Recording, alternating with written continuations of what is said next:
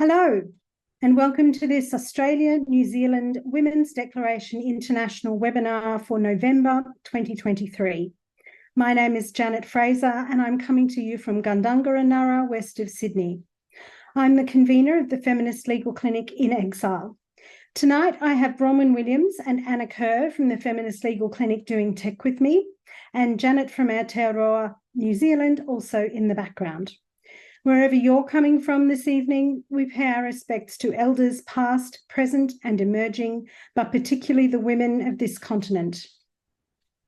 Tonight, I'd like to take a moment to acknowledge the death in October of both a sister in the struggle and a wonderful radical feminist. Taken from us far too soon, Hannah Terkes brought love, rage, literature, and a particular facility for cryptic crosswords to the many people who loved her. She is a huge loss to all of us, and I dedicate tonight to Hannah.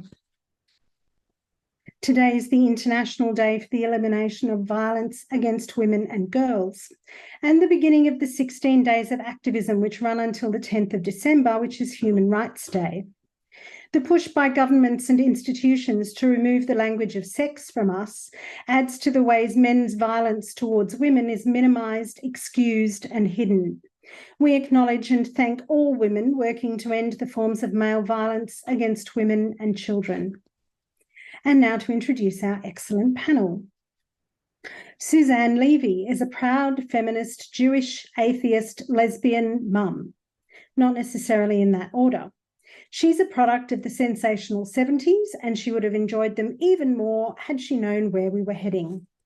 Suzanne lives in Wellington, where she runs an IT business in between her spokeswoman role with Speak Up for Women. She'll talk about pretty much anything with anyone. Katrina Biggs is an older woman and a writer, which she admits can make for a highly unpredictable combo. She is also a member of the Women's Rights Party. She writes a blog on Substack called Bold Woman, B'(old), and we will provide you a link to that. A long-time vegan, Katrina kissed goodbye to the vegan groups she was once part of several years ago. Somehow they thought it was imperative to believe that men who identify as women were women. Why animals would care one iota about that remains a complete mystery. She called rubbish on that belief and has happily remained a pariah in vegan groups ever since. In November 2022, she began writing independently on her Substack blog. And prior to that, in October 2021, she began questioning the Christchurch City Council's policy of allowing people who identify as being women into the newly opened women's session at Linwood Pool, and hasn't stopped being a nuisance to the council since. She's here this evening to tell us that story. Helen Pringle is an associate professor in the School of Social Sciences at the University of New South Wales, Sydney, with experience and expertise in research and teaching in the areas of human rights and of violence and discrimination against women. She is co-founder and co-convener of the Nordic Model Information Network, a global network of researchers on the prostitution system. She acknowledges that she lives and works on unceded land, and here in particular acknowledges the wrongs and sorrows of a long history of sexual violence and exploitation of Indigenous women, which scars this land, but is yet to be fully and truthfully understood as a part of the Australian genocide. So welcome to our speakers. And if I could ask you, Suzanne, please kick off for us. Look, thanks very much. I'm just going to share my screen with you all. So good evening. Thanks, Janet, for the intro, and thanks for inviting me on. I did have some other topics, Human Rights Act in New Zealand and things like that to talk about tonight, but yesterday we had a new government announced, and there's some really interesting policies to discuss and other stuff that's come out of that. So my original talk is going to have to wait for another time. So this should be good, I hope. The interesting thing will be that there might be some bloopers because it's all a bit new. Election 2023. So for the benefit of non-New Zealand viewers, which there are quite a few, we have in New Zealand, we have an MMP election process, which stands for mixed member proportional, which basically means there's a whole lot of different ways of voting, and we end up with about 120 MPs across usually about 5 different parties. We have two major parties, one that's been traditionally left, which is Labour, one that's been traditionally quite right, which is National. We've had a Labour-led government for the last 6 years, and this time we don't. We have a national-led one. So election was held in October, and on October 14th, and the process to form a coalition started on November the 3rd, once all the votes were all counted and everything was confirmed. It's a unique coalition with 3 parties and 2 separate agreements between the main party and the 2 minor parties, and it's meant it's taken a long time to get sorted. And the leaders of the 2 small parties are strong characters who you couldn't really describe as natural allies, so it was never going to be quick or easy. The other thing about these parties is that you wouldn't describe them as pro-woman, but many of us in New Zealand feel so let down by the parties that have traditionally been there for women. And these new parties are looking like they're prepared to tackle gender identity, so that will ultimately help us all. So we have National, who are one of our 2 major parties, with ACT and New Zealand First, who have 11 and 8 seats out of a total of 122. National are a traditional centre-right party. They have some fairly socially liberal members as well. ACT are a right-wing kind of libertarian party focused on sort of individual freedom and responsibility. New Zealand First are a mixed bag, but probably right-wing. I've tried to figure out how to describe them, and I can't really. There'll be some New Zealand viewers here who'll be kind of nodding, hopefully, and understand what I mean. So we were hopeful with this coalition, despite them not being traditionally pro-woman, that there would be opportunities throughout the 3-year term to sort of campaign for policy changes with them. And it's based on their party manifestos and their campaign focuses. But we weren't really expecting to see actual agreed policy changes in our area in the coalition agreements, but we did. So yesterday was an interesting day. It felt very good, actually. And so there are 4 of these policies that I'm going to go over today. So let's get on with it. So the first policy, which is a win, is sport. And the policy says that they will ensure publicly funded sporting bodies support fair competition that is not compromised by rules relating to gender. So some background on this one. Sport New Zealand, who oversee the various sporting bodies in New Zealand, drafted their guiding principles for transgender participation back in, I think, early 2020. And Save Women's Sport Australasia have been pushing back ever since. I was part of Save Women's Sport at that stage, and we had to fight to even be involved in the consultation process. They had no women's groups, they had only rainbow groups. And we actually suggested to them they might want to invite WISPA, which is Women in Sport Aotearoa, which is an organisation that's been set up for women's sports. And, you know, they hadn't asked them along at all. The total focus was on transgender participants and their needs and their requests, including changing facilities and accommodation when on sports trips. It was all about self-ID and self-declaration, with no medical or physical changes expected or required. Privacy meant that players were not even able to question whether somebody was transgender. There was talk of re-education for dissenters, and Sport New Zealand claimed that sex could even be changed. The then Minister for Sport, Grant Robertson, was of the opinion that women were not that competitive. It's just community sport after all. Now, community sport goes all the way up to elite level. There's nothing in between for most people.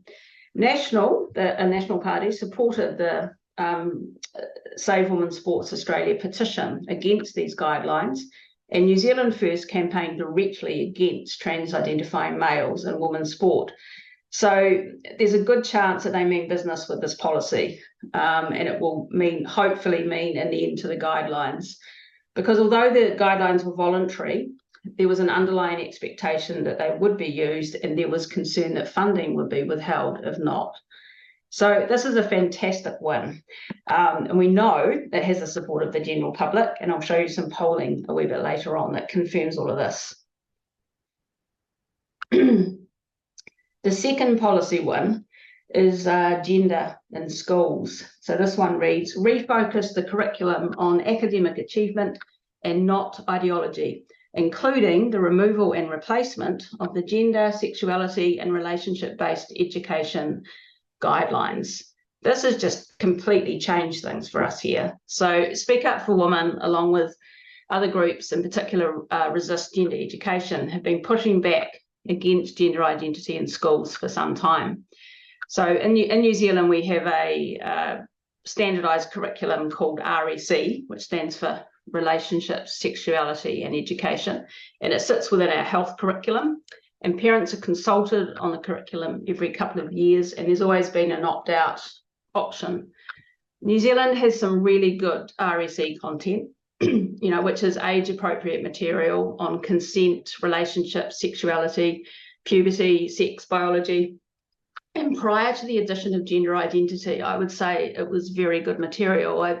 Our daughter went through the school system and I didn't have any complaints about it at all. I thought it was really good, in particular the relationships and consent stuff for teenagers, really good. The outgoing government, so that's Labour, were keen to make more of this compulsory. What I should say is schools in their communities had always been able to choose which components they taught. So fortunately, this actually meant a lot of schools weren't teaching any gender identity in schools, in their school, where obviously some were.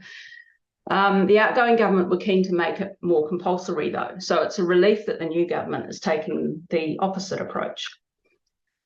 So some of the groups that have campaigned against gender ideology in school are wanting the complete removal of sex education in schools. This is not Speak Up for Women's position at all, and we're looking forward to being a key stakeholder in discussions about what we can replace this with. We need good, solid sex education for kids. We don't want to throw out the baby with the bathwater. So our kids need good, evidence-based, age-appropriate sex education that teaches them about their bodies, about consent, and about relationships, obviously, or where it's appropriate. So this is a massive win. There are a lot of people that have been involved in fighting this and bringing it to everybody's attention. It's one of those ones we've been told, oh, it's a minority opinion, no one cares about it, and it turns out actually an awful lot of people care about this stuff. So that's win number 2, and now we're on to win number 3, which is free speech. So over and above all of this, we've had this battle with hate speech, and it's really affected us because what organisations like Speak Up for Women are saying is considered by many in New Zealand to be hate speech. We're the epitome of a hate group. So saying things like, a man can be a lesbian is hateful, and just the usual stuff. You guys are all familiar with it. So this policy says, protect freedom of speech by ruling out the introduction of hate speech legislation and stop the Law Commission's work on hate speech legislation. So the legislation was largely halted in the previous term due to pressure from the Free Speech Union and others, but it was still being considered in a watered-down form by our Law Commission. So we were likely targets, obviously, and the previous government were never able to define what hate speech might actually be. And Jacinda Ardern stated that she would simply know it when she heard it, which is great. The proponents of the legislation didn't ever seem to have the imagination to consider what might happen if they had views that might on another day be considered hateful by someone. But I'm pleased to say the marketplace of ideas is well and truly open for business. So that's a great one. And this is another one, the last one, another free speech one. It says amend the Education and Training Act 2020 such that tertiary education providers receiving taxpayer funding, which is pretty much all of them, must commit to a free speech policy. This is great news. Our universities and polytechs are among our most captured institutions, and if you can't have freedom of speech in a university by academics, then where can you have it, quite frankly? So this is great news. So I'm going to have to sort of jump around here a little bit. This is about some polling, and it does relate to the election stuff as well, and I've just got to make it all tie in. So Speak Out for Women and Save Women's Sports have done polling this year, and we generally publish the results by through the media, and we do our best to get the results out there, and we get very little in the way of attention from the media. So they're largely ignored. We do use reputable pollsters and everything like that. So we know that the polls show that our outgoing government have made decisions that do not have public support. And so it's been really frustrating to not have it sort of pushed out there. At the beginning of this month, we were very surprised to see some other polls reported in the media widely after the election. So the following poll I'm going to show you was taken in August, so it's before our election, but it was published at the beginning of November after the election, but before the new government that was announced yesterday was properly formed. The three things with arrows are all related to gender identity. It was a massive surprise. Talbot Mills are a kind of classic Labour pollster, so they're, you know, no one doubts them. We don't know who authorised the poll, but there's a good chance that Labour had access to this information prior to the election, and it would have been really useful for National as a reference when they were agreeing to some of the gender-based policies, or gender identity-based policies of New Zealand First in particular. 3 of the 5 top issues are gender related. They've asked a really basic question about biological males in bathrooms, which is apparently, you know, we were told it was something that no one was interested in, but, you know, here you go. It's asking about sport, and it's asking about birth certificates. So there are a few things about this poll that I found really remarkable, and the first one is that they did it in the first place. Secondly, that they published the results. But thirdly is the use of the term biological male. Now, several months ago, you just would not have seen it, as it's obviously been used to describe men who we are supposed to believe are women. Indeed, public servants have been chastised for daring to use such terms, yet here it is, we're being asked, the members of the public, they're expected to understand that when you say biological male, you actually mean transgender woman. So it's fascinating. So all this in a world when we're supposed to believe that it's a minority view to say trans women are men, we have 14% thinking that biological males should be able to compete in women's sport. We have 21% thinking it's okay for biological males to use women-only bathrooms. And we think that 31% of people think it should be easier to change the registered sex on their birth certificate. So I was amazed by that poll. So looking at that alongside one of our polls, this is the sports one that Save Women's Sport did in February, and it's a really, really similar result. They had an approval of 16%, almost an identical question. Do you support biological males? Almost the same thing, slightly higher disapproval rate than the more recent poll. Then we have our one on self-ID.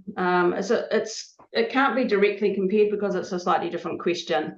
Ours is asking specifically about people with no medical or surgical changes, where the one in the previous poll is just asking whether people think it should be made easier to change the sex on your birth certificate. So they're not directly related, but even so, you're talking about 31% of New Zealanders wanting to make the process easier versus only 20% who approve of people with, you know, using no surgery or medical intervention. So it's showing very, very little support for these changes. And the last one is one we haven't actually shown before, but it's again, it's not in the other poll, but it's again showing very, very low support for males in women's prisons. And, you know, so it's very clear that the general public do not consider trans women to be women, because if they did, we wouldn't be asking these questions if they considered transgender women to indeed be women. So we'll be talking to the incoming Minister of Corrections about this poll. So out of election 2023, we've got, in terms of Speak Up for Women's role, we'll be wanting to get around the table with some of these ministries and start talking about policies that affect women, and talk to them about the need for sex-based legislation and policies. So corrections is quite promising. The corrections minister is Mark Mitchell. He was the one who sponsored a petition with Save Women's Sports Australia about the trans guidelines, so he's potentially an ally. We've had discussions with corrections in the past, and we'll be going back to them with our poll results. Ministry for Women, Nicola Grigg, she's, we're not 100% sure just how turfy she is, but we'll be pushing her to have the definition of woman reverted to the proper one. Currently, the Ministry for Women define a woman as anyone who says they're a woman. So it'd be really good to get that one sorted. Otherwise, the ministry is not really fit for purpose at all. Education, we kind of covered with the policies that they're already implementing around our RSE. We'll talk to the new minister with our ideas, and we also want to campaign for the return of single-sex bathrooms and changing facilities in all schools to make them mandatory. With health, there are groups such as GenSpec and Public Good here in New Zealand who we imagine will be hitting the ministry pretty hard around puberty blockers, while we'll be focused on women's health and making sure that policies and language are women-focused. The Minister for Children, who's also the Minister for the Prevention of Family and Sexual Violence, she's a key role in ensuring that policies work for our most vulnerable, many of whom are children who've been caught up in gender ideology. It will be important that these ministries are putting the safety of children at the forefront of their policies. These are the sorts of things we're going to be covering off with the various ministers and what have you.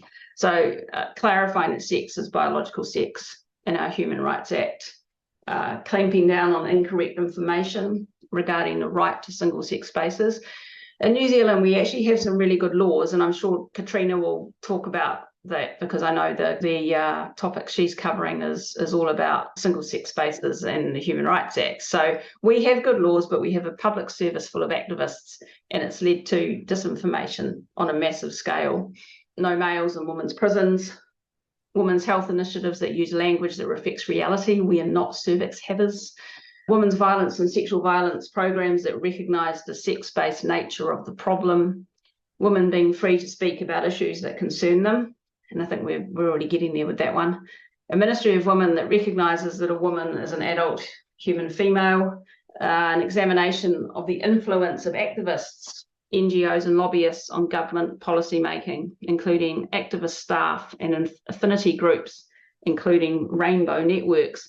And we want to be one of those lobbyists. So we're looking forward to that. And we're really just looking forward to working with the incoming government to make a difference in the lives of women and girls. So thank you. I hope that was good. Thank you. That was great. I loved it. It was a great romp through policy. Thank you. That's really terrific. It's excellent to have such up-to-the-minute news. So I'm sure the local women really appreciate it, as do I. Thank you so much. And now on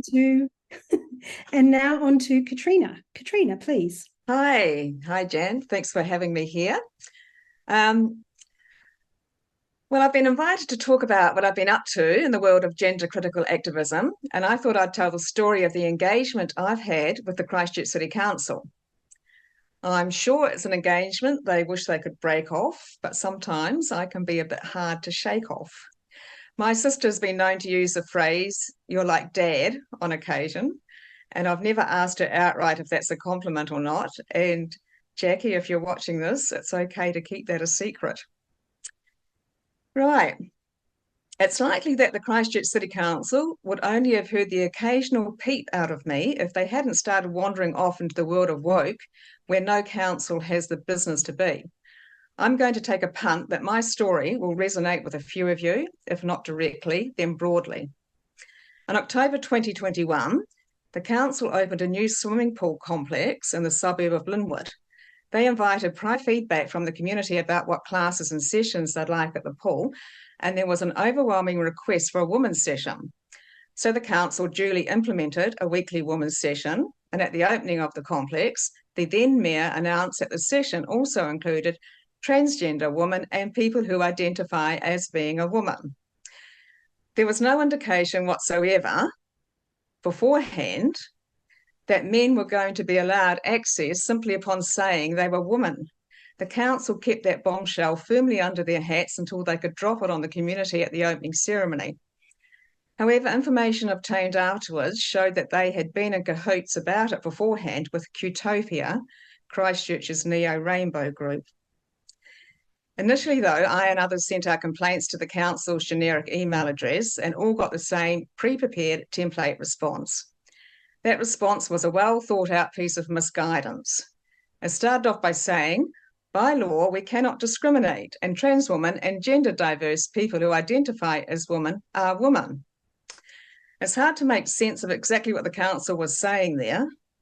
It's true that discrimination on the basis of identifying as the opposite sex wouldn't be legal, but discrimination on the basis of sex is allowed. The council is stating that trans women are women in the manner of it being fact and law when it isn't. It's simply a policy position that organisations adopt, not the law, as a lawyer has pointed out to them. If the council took advice from what is written on the New Zealand Human Rights Commission website, then it's understandable how they would be misled, because the information there about trans people is cleverly worded to steer the reader into believing what the Human Rights Commission wants them to believe. I asked the council to provide their definition of a trans woman, and they came back with an excerpt from the Human Rights Commission Facts and Information about Trans People, which said, quote, "The Human Rights Commission defines a transgender woman as someone born with a male body who has a female gender identity." So clearly a man. This was in December 2021, but I can no longer find it on the HRC's updated website. I then asked if it was discriminatory to prohibit entry into the women's session for men who don't say they're women, whilst allowing in men who do say they're women. After all, what is the difference between a man who says he's a woman and a man who doesn't? Doesn't it seem like there are grounds in there somewhere for men to make a complaint about unfair discrimination, I asked? No answer. The next statement in the council's initial template response went on to say, one of the council's goals is to provide equitable access to our services and resources, and in this case, it is equitable to allow trans women into a woman-only pool session. These sessions are an opportunity for us to help people who often face barriers to participation to be more active in our facilities. It was suggested quite reasonably to the council that an option could be to make a separate session for trans and gender diverse people, as Thorndon Pool in Wellington does, or split the women's session so that there is an allotted section of time that is strictly women only. The council wouldn't have a bar of it. Ensuing correspondence and OIA information revealed that they had made their decision to allow men who say they're women into the women's session after engaging only with groups who took the position that men who say they're women are women. They did not reach out, meet, or seek feedback from any groups of people who don't hold that position. This ensured that the council staff were fully conquered and captured by gender ideologues well before anyone else had a chance at providing some balance. The template letter went on to say, research shows that incidents of men impersonating women simply to enter women-only areas, as you have described, are very rare. However, we have taken steps to ensure this is a safe environment for all who attend. By this time, I'm beginning to believe that we're deliberately being gaslit. I know I can be a bit slow sometimes. In all the years that women have had single-sex spaces, we had the right to kick men out, even those dressed as women, and we would be backed up by authorities.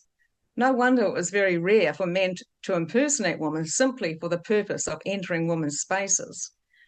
To prove their point, the council provided one piece of documented evidence dated 2018, gleaned from public records of criminal incident reports in Massachusetts, USA, which basically showed that any concerns about men who say they're women being in women's spaces were unfounded.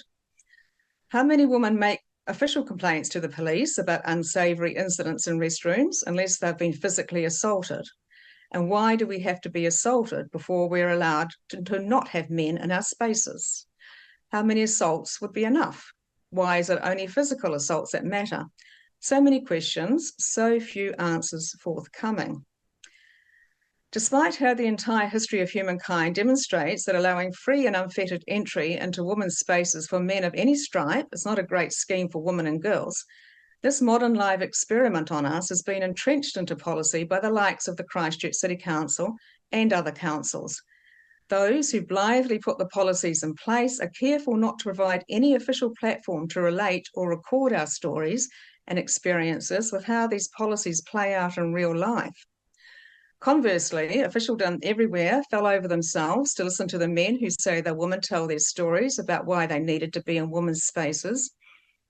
And it's only ever been stories and or self-selecting surveys. I've never seen a single scrap of hard evidence, like public records of criminal incidences, to show that men who say they're women need specifically to be in women's spaces. If safety was indeed the main concern for these men, then it stands to reason that they would be happy with other arrangements which ensured that. The template letter continued with, to paraphrase, that if women didn't like being in the communal changing room with men who say they're women at Linwood Pool, then the woman should leave and use one of the private stalls available. That's right, if women don't feel comfortable in a woman's space due to a man being in there with them, it's the women who have to leave and isolate themselves in a cubicle.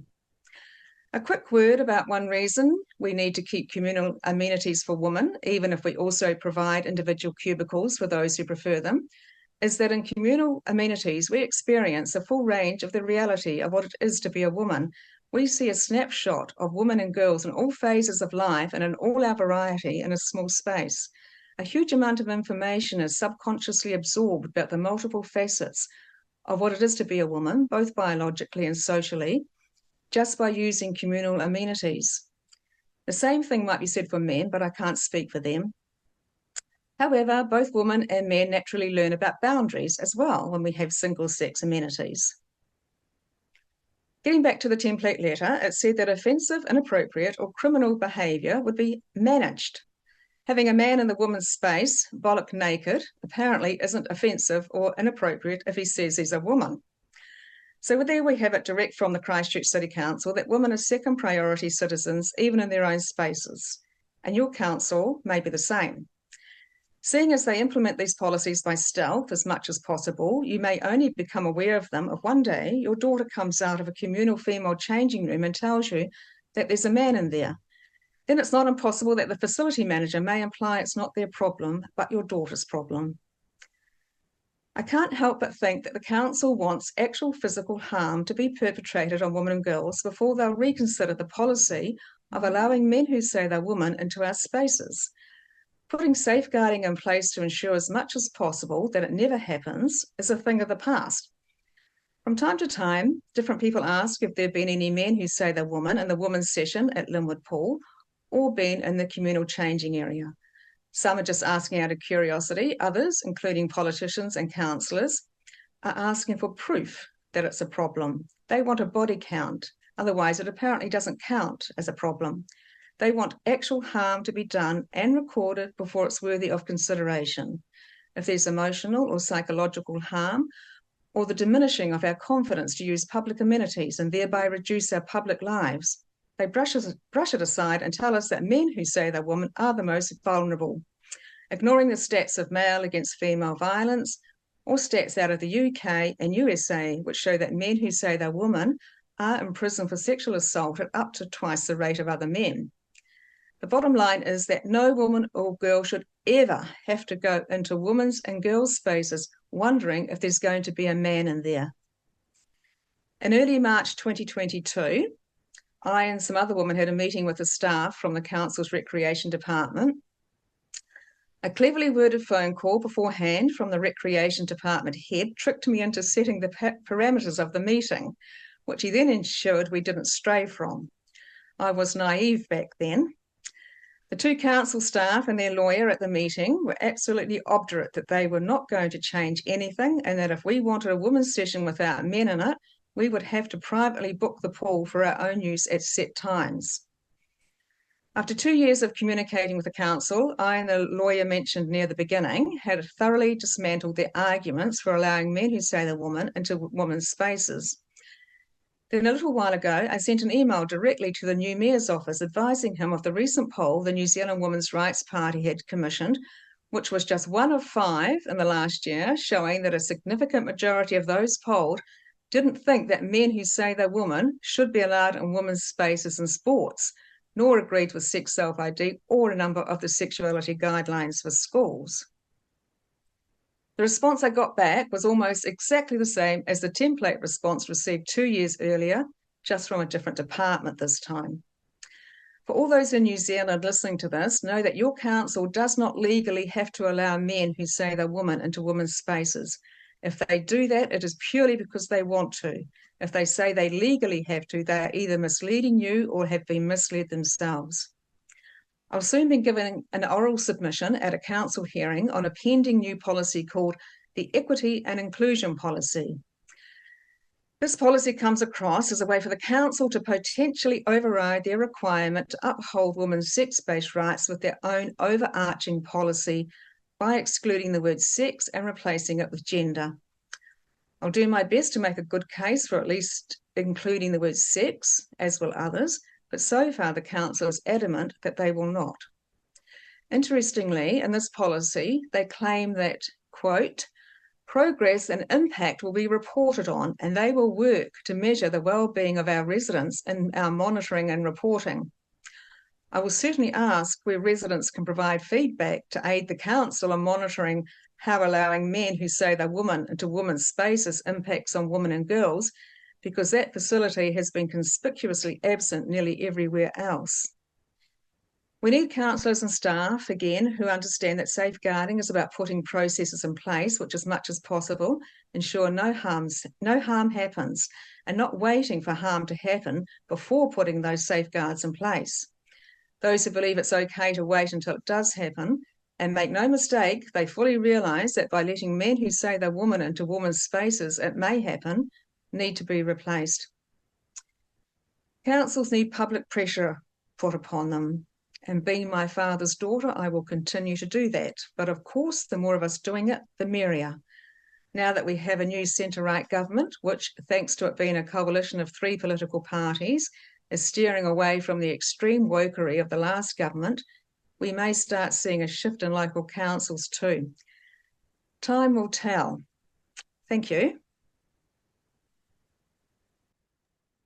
Thank you, Katrina. I love your work. It's great. It's really important that women take up these conversations when they can, particularly since institutions have either been led astray or captured, and so often people are not reflecting the law, as you rightly point out. Thank you so much. That was great. So, Helen, I would like to offer the floor to Helen Pringle.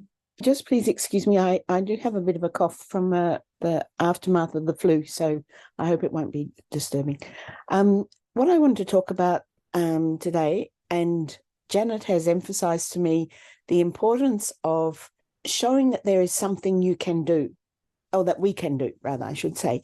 And I think that's so important, is just because in this topic in particular that I'm going to talk about, people often get very defeatist and think that there's nothing that they can do against the money and the might of the sex industry and of the prostitution system in particular. So the title of what I was going to talk about is the question of Me Too.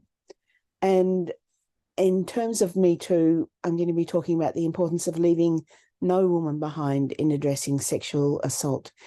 I want to say also that how important I think it is that we do some other things than trans. And by that, I don't mean to be rude to anybody or to myself, but so often, I'm sure you and I can speak for myself very clearly, get caught up in our emotional energy and in our passion and in our dreams as well, I think, and in our imagination with questions about the threat of trans, which is real and which is urgent and which is so important. But I also want to say, don't forget about the other things. And the other thing that I want to talk about is the prostitution system. And I think in particular, I want to stress this at this time because it's a propitious moment for us.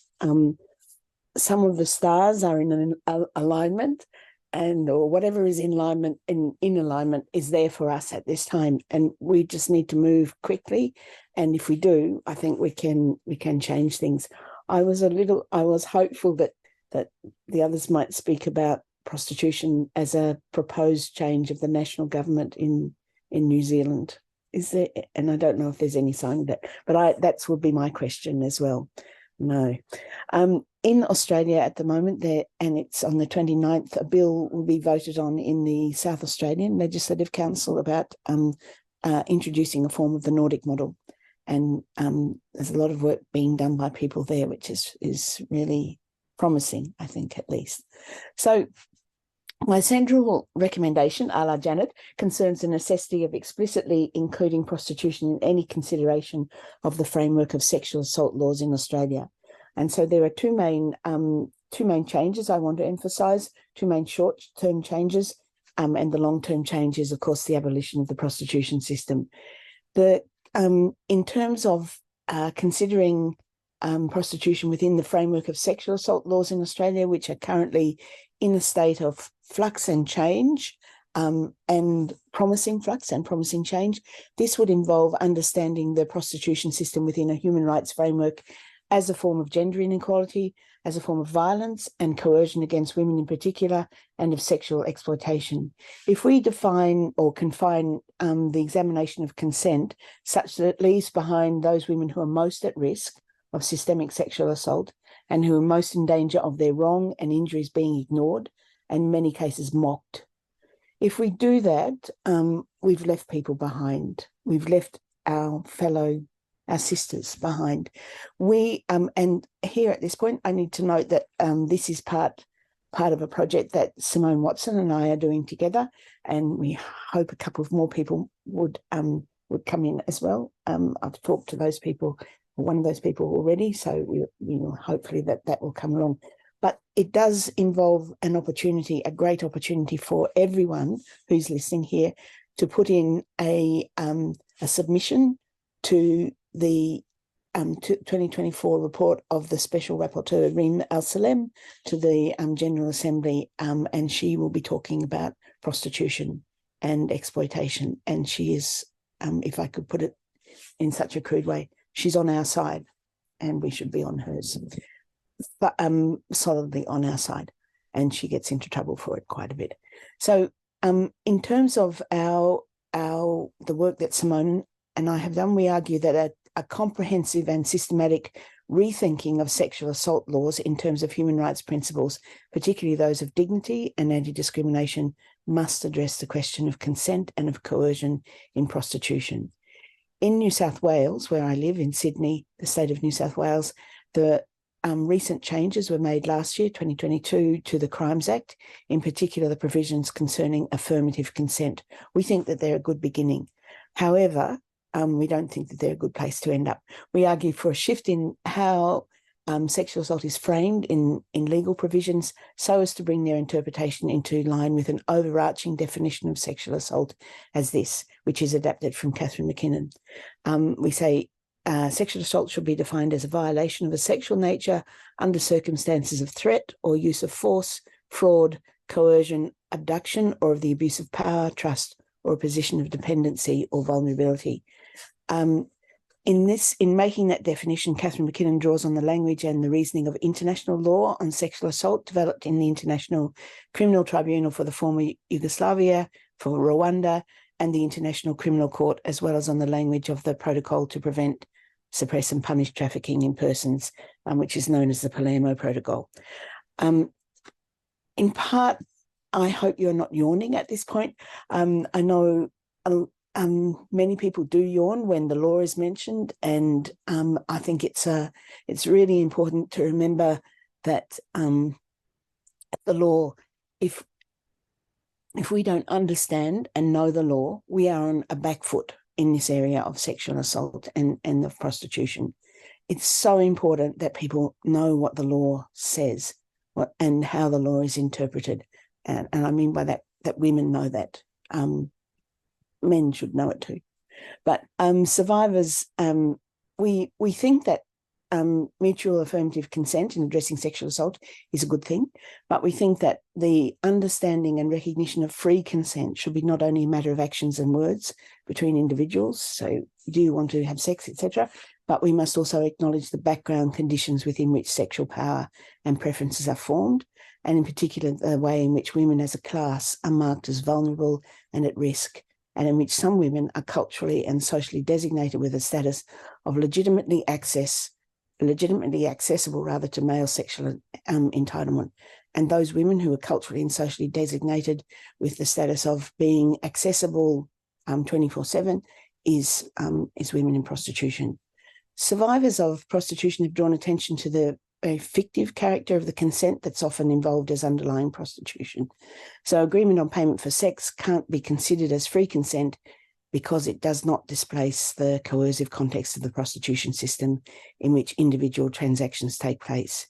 In the case of prostitution, money or other forms of payment form the initial and framing coercive element. What's purchased in transactions in prostitution is not sex and it's not consent, but it's what's purchased is the suspension of a woman's desire not to consent.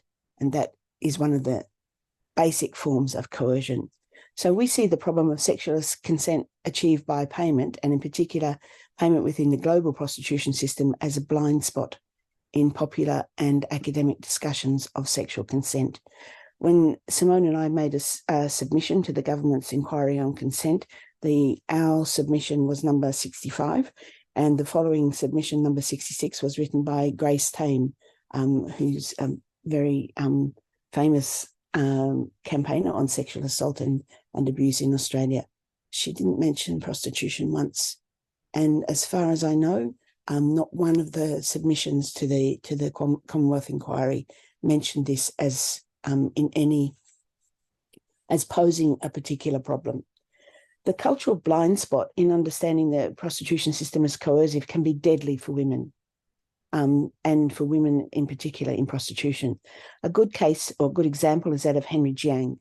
Mr. Jiang, I'll just tell his story briefly. He was a real estate agent, and I'll ask you for your verdict when I finish. He was a real estate agent who broke into a vacant house and paid an escort agency, as they're called here, for a woman to come there. At the end of the hour that he'd paid for, in which he experienced sexual impotence, incapacity, the woman made as if to leave, but he blocked her. He put a sponge in her mouth and, content warning here, he bound her across the face and by the hands with electrical cable. The woman alleged that Jiang then vaginally, anally and digitally, anally and orally raped her, performed unprotected oral sex on her and indecently assaulted her. He also took her wallet and her mobile and threw them away. She finally escaped without her clothes from the house, with the police having to use bolt cutters to release her bound hands. The magistrate, the initial magistrate, refused bail to Mr. Jiang on the basis of what the magistrate characterised as sustained torture and brutal rape. He refused to give bail to Mr. Jiang because of the high level of what he called torture, actual torture. The magistrate refused bail on the basis of what can be of the torture, but Jiang's defence was that there was consent to the whole encounter. So he was charged with 8 charges of false imprisonment and sexual assault and of theft. He pleaded guilty to a separate charge of theft in the course of a dispute over drugs, and that was the subject of another trial. If you could just think to yourself, I don't think it'll be a mystery to you about how many of those 7 charges of false imprisonment he was found guilty of. There's, of course, none.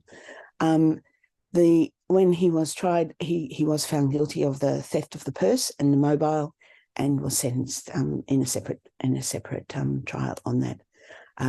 The judge in that case suggested very ironically and sarcastically that the jury members in the previous case had seemingly made their decision on the basis that Jiang had paid for the woman, and that he was within his rights in seeking the completion of their mutual agreement. In Australia, as in other places, it is almost impossible to get a conviction for sexual assault of a woman in prostitution. And that applies not only in the course of prostitution, but also a woman who is in prostitution, but in her life that doesn't involve prostitution as well. It's not uncommon to get a prosecution and to get a successful prosecution against a man who physically assaults a woman in prostitution, beats her up, for example, either within the brothel or outside of the brothel, but your chances of getting a conviction on sexual assault are minimal. So we say here that, so it's really important that the jury also, every person that I'm speaking to is a potential member of a jury. Every person that I speak to about this question is a potential member of a jury. And it's really important that they know the law, that they're aware of what the law is, and that they're aware of what are the different sort of questions at issue here. In that case, the magistrate, the judge, the police all thought that this was a case of torture. They didn't think that there was any doubt and that Mr. Jiang would go down, if you like, but he walked. We say that a system of payment for sex constructs a framework of coercion and consent, which overrides any particular expressions of consent, but the very conditions of free consent. So this form of systemic coercion is exacerbated by the highly gendered nature of the prostitution system as a network of asymmetrical relationships between prostituted women and buyers and pimps. On the one hand, the extreme vulnerability of women, with on the other hand, a heightened form, an extreme form of male entitlement to access women's bodies. Any discussion of sexual consent that doesn't comprehensively include the prostitution system in its deliberations remains seriously incomplete. We know that there is a widespread cultural illusion of the distinctness of sex in prostitution from normal sex, as it's often called, which both reflects and reinforces the illusion of the distinctness of women in prostitution from other women. We refuse to embed such a distinction into consideration of the legal or cultural status of sexual assault. If we maintain that distinction as is maintained in New Zealand law and most Australian state laws, that distinction would mean leaving behind those women most vulnerable to sexual assault, that is, vulnerable to continual and approved systemic rape in prostitution. Most people we find are against rape, but they simply don't recognise what happens in prostitution as rape. We also know that a change in law, I've been stressing law, but we know that a change in law can't single-handedly or immediately transform entrenched social, cultural and economic practices and institutions.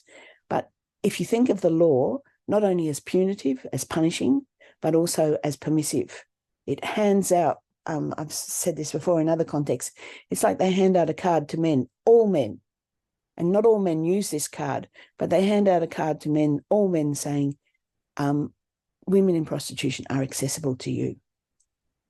It's a form of entitlement, of giving them permission to exercise their entitlement and to approve certain categories of entitlement, male entitlement. Law is also a form of sex education. In the words of the legislation in New South Wales, for example, it's that's explicit there, that the conduct of trials and the words of judges and the decisions of juries tell tales and convey ideas about love and justice, which powerfully shape our perspectives and values of what's acceptable and reasonable in our intimate lives. So what I want to suggest is that there are two short-term recommendations that we should go for, and that these are some of the things maybe that you could recommend to the special rapporteur.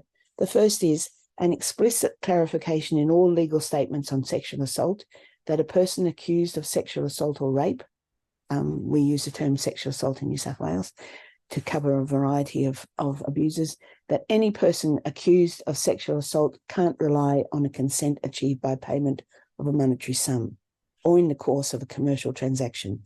They cannot rely on an achieved consent by payment as a defence in any way.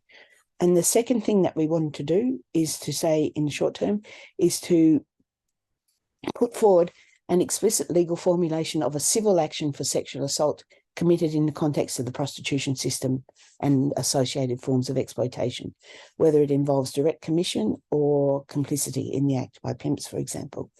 This proposal takes as its model the state of Illinois in America has what is called a Predator Accountability Act, little used but available to use against sexual predation, particularly in the sex industry and the prostitution system.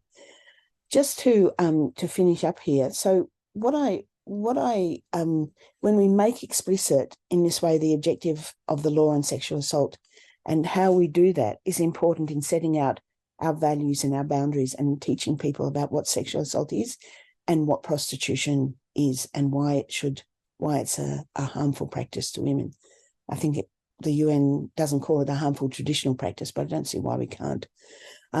We note, because it's been there for so long and we're always told that it's going to be there forever, that it's inevitable. In the New South Wales legislation, ongoing and mutual communication can't by definition be accomplished where a partner to the act is unconscious. So we want to say that ongoing and mutual communication can't be by definition be accomplished where a partner to the act is paid for in that way. We don't think that the sexual assault laws should specify a degree of enthusiasm.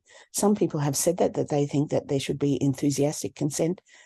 We don't believe that that it's the role of law or culture to investigate and monitor levels of enthusiasm in sexual acts, and to require this of sexual partners when there are much better ways to talk about coercion and consent in the criminal law.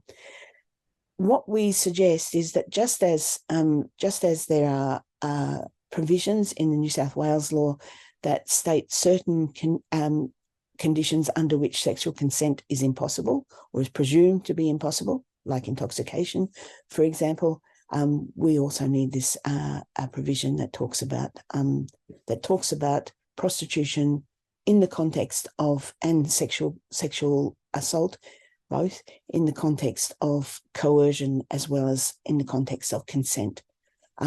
We think, Simone and I think, that the pendulum has swung the other way too far in terms of an emphasis on consent and not enough emphasis on the conditions of coercion under which so much sex takes place, so much normal sex as well as non-normal prostitution sex, to be sarcastic, that so much of that takes place under conditions of background conditions of coercion. So what we say is that we should disqualify any reliance on consent within the prostitution system. I've had people who say to me, doesn't that make prostitution impossible?